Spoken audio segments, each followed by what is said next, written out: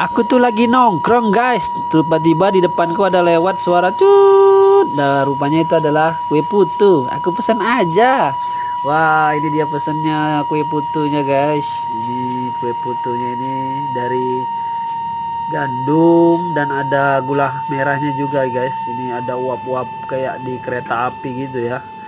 Hmm. Nah ini dimasak dulu nih sama kakaknya nih, sama uaknya nih. Oh dimasak lalu nanti dicoblos kayak gitu. Nah itu hasilnya guys ya, kue putunya. Ini nanti kita cobain bareng-bareng ya sama teman-teman yang lain. Ini kue putunya harganya 1000-an nih guys. Nah ini kita coba nih. Ini ada juga pakai parutan kelapa nih guys. Nah ini kita coba ya langsung ya, kita gas. Ini dia panas ternyata guys. Ih